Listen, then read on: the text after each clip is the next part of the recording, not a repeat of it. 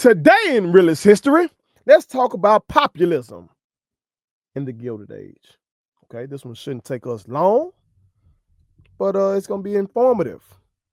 And you will still see some parallels between the late 1800s and today.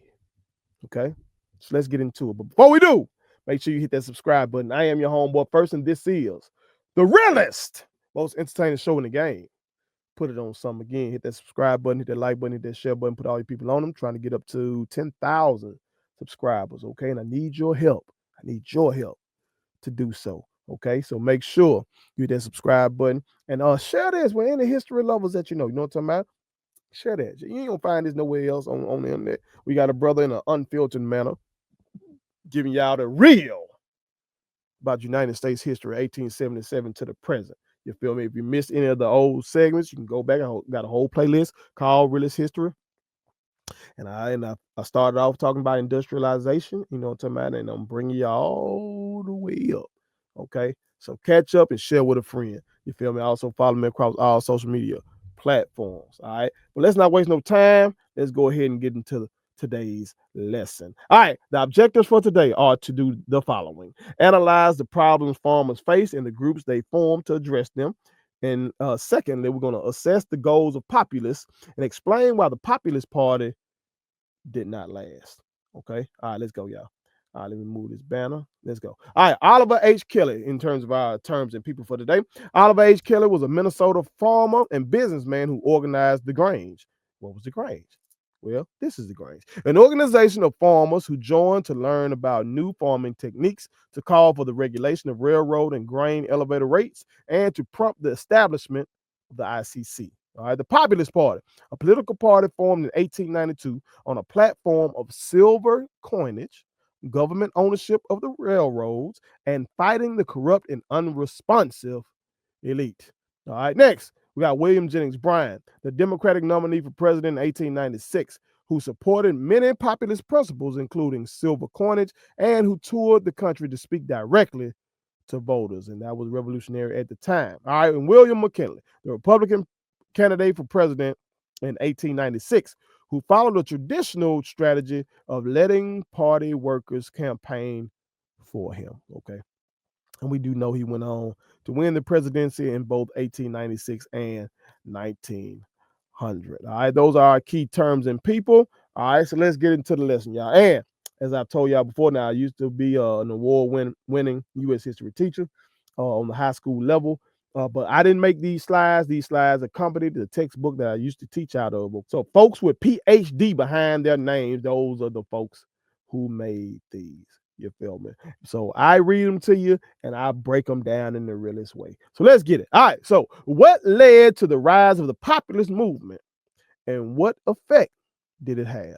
All right. Millions of Americans moved west after the Civil War to pursue the American dream.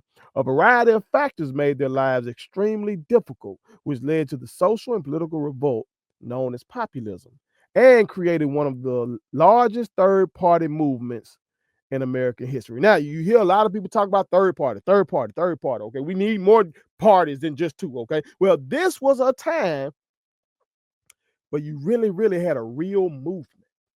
Okay, the Populist Party, the populist movement, populism was a real, very influential movement.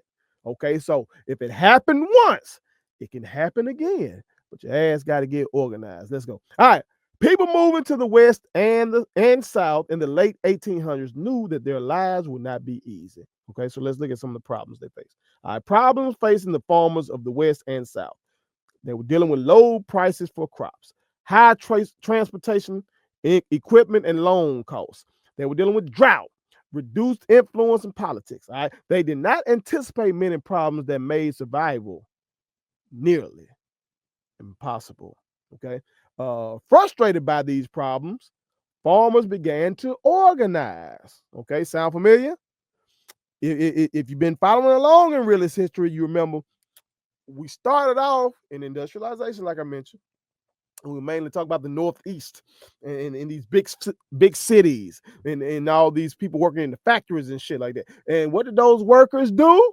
When they were getting fucked over, they got organized. They formed labor unions. Okay.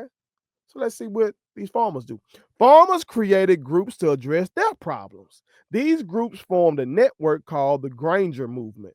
The Grange was formally organized by Oliver H. Kelly in 1867 and gained 1 million members. The Grange declined after the 1870s, but farmers' alliances became important reform organizations that continue the Grange's goals. Okay, so again, history teaches us life lessons, y'all. You got to get organized. Okay, you're a group of workers, whether it be in the rural setting or the urban setting, whether it be as a farmer or industrial laborer. Goddamn it, if you're getting fucked over and you want to rectify that, you might need to band together. You stand a better chance. You band together. You create a group to address your motherfucking problems. Okay, let's go. All right, the spread of the farmers' alliances led to the formation of the Populist Party in 1892. The Populist platform, outlined at the party's 1892 convention in Omaha, Nebraska, called for coinage of silver, an income tax, and they wanted a progressive income tax, meaning they wanted an income tax where the more you make, the more the government takes. They wanted the wealthier people to have to pay more, as they probably would say, pay their fair share. Okay. Government ownership of railroads, and they wanted bank regulations. Wanted some more rules put in place on these banks, and these banks were fucking them. The banks were overcharging them for shit. Okay, when banks were financing shit, giving them loans, the bank hit their ass with these hellified interest rates and shit. It ain't like that. Railroads were fucking over them too, charging them these high ass freight rates. Okay, so they wanted the government to do something about that. All right. The debate over monetary policy was an important issue of the day. Those who wanted a gold standard were on one side. Those who wanted to use silver, including the Populist Party, were on the other. Okay, so if you were for the gold standard, you were called a gold bug. If you were for using silver and gold as currency, then you will call it silverite. Okay, so you got the gold standard versus bimetallism. Remember, I talked about bimetallism previously. Bi, prefix meaning two, in the metals that they're talking about are gold and silver. All right, so again, the gold bug supported the gold standard, the silverites supported bimetallism. Now, who are the gold bugs? These are your bankers and your factory owners, the motherfuckers with the money.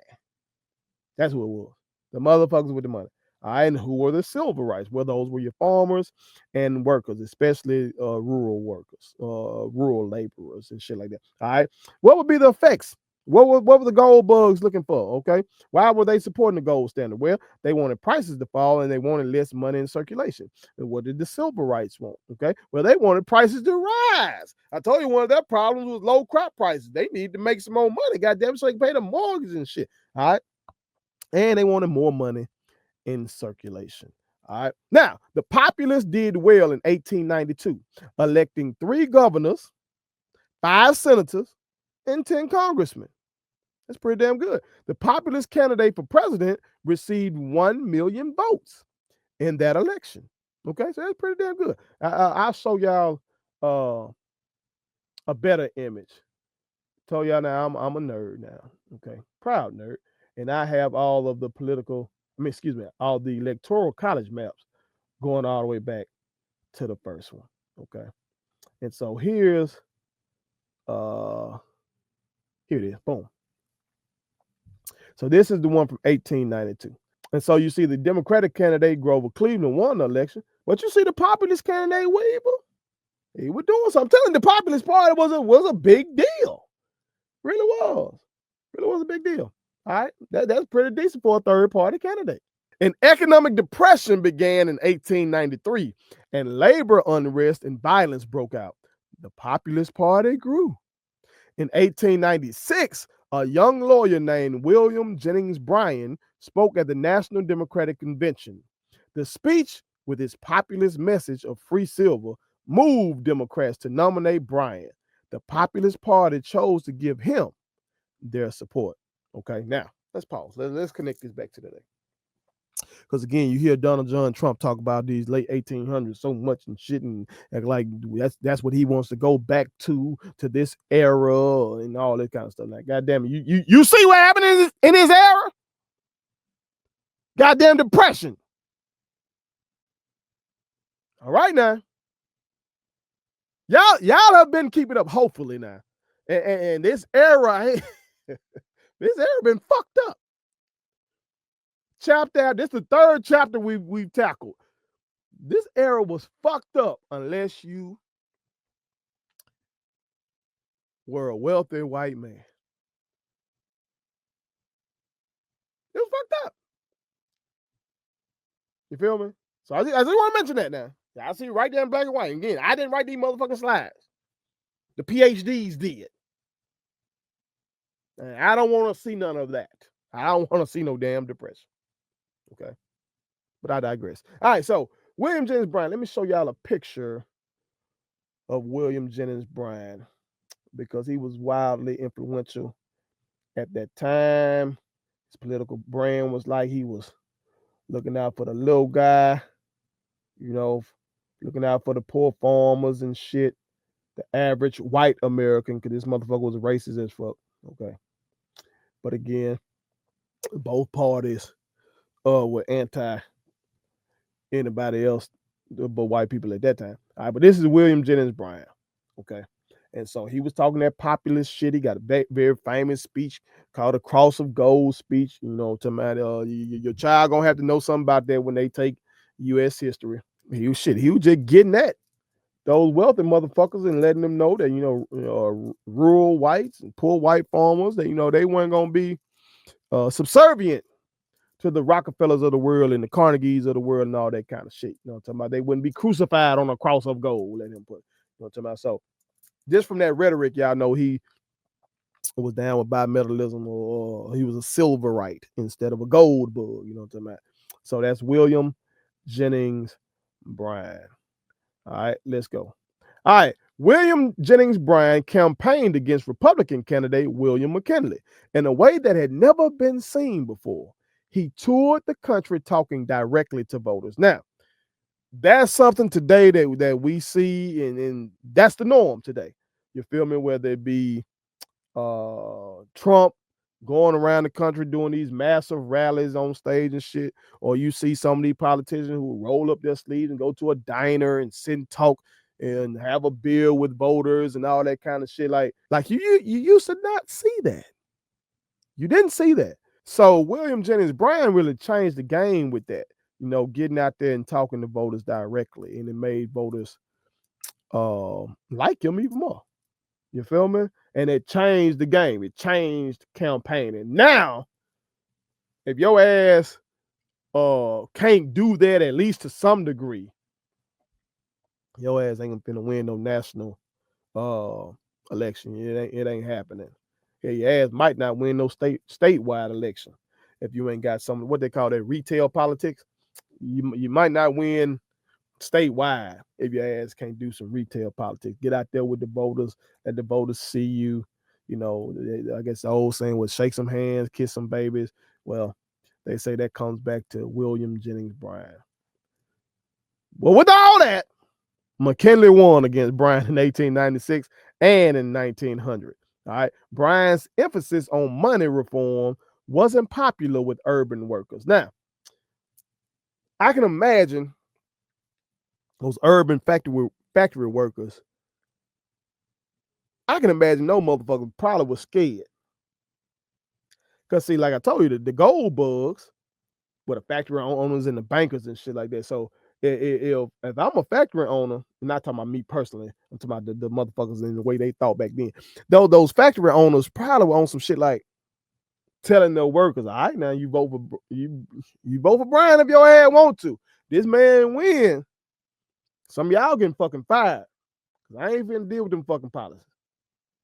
I've seen it similar. I've seen similar shit like that play out here in Mississippi.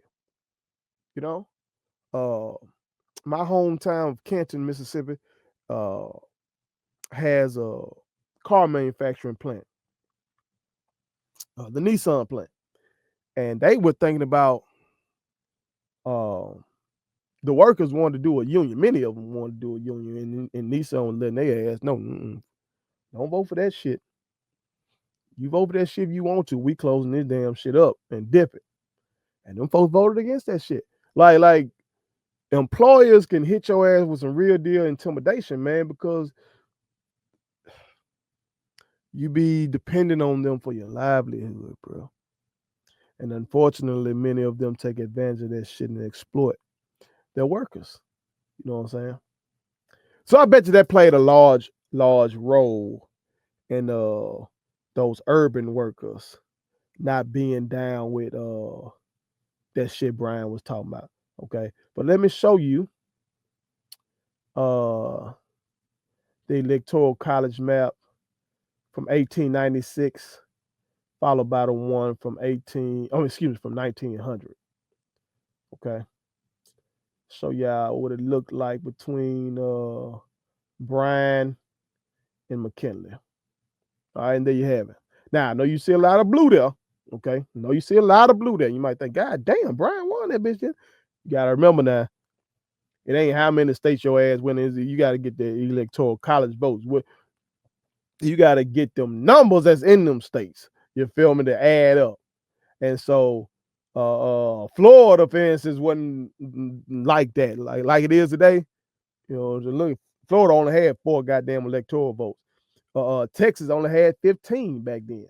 You feel me? But look at that Northeast. Shit, McKinley were able to rack up there. Pennsylvania with 32. New York with 36. You know what I'm talking about? Illinois with 24. He was stacking up. Stacking the states with the population. Okay. And so that's the electoral college map from 1896. Let's take a look at the one from 1900. Okay. Same 2 candidates facing off. All right. And there you have it. All right. So once again, McKinley was able to defeat William Jennings Bryan. Oh, yeah. And I know some of y'all was saying, damn, on both maps. Damn, what the fuck? The Democrats had the South on lock. Remember now, I think I told y'all before, the South used to be known as the solid South, solid blue South. Okay, because white Southerners hated the Republican Party because Abraham Lincoln was the first Republican president, and they blamed Republicans for what happened in the Civil War. They blamed Republicans for the Freedmen's Bureau that tried to help black people, and they just did not fuck with the Republican Party going all the way back to that Civil War. Didn't fuck with it. I'm gonna get there when I teach y'all, about how shit changed. We're not there yet. Got a long way to go. All right, but these 2 maps, 1896 and 1900, we want to show y'all that, give y'all a visual of those, a better visual. Because this slide does have a visual, but it doesn't have the gang colors. You know what I'm talking about? I want to show y'all with the blue and the red. Let's go. All right. The Populist Party was weakened by supporting William Jennings Bryan on the Democratic ticket. It survived another decade, but its viability as an alternative to the 2 major parties was over. Many of the reforms sought by the Populists became a reality. The new campaigning style used by Bryan became the norm. Okay. So while the Populist Party died out, a lot of the shit that they was on still lives on today. I already talked about the campaign style of William Jennings Bryan that is lived on today. You know what I'm talking about? We talked about the income tax. Y'all know we got a goddamn income tax.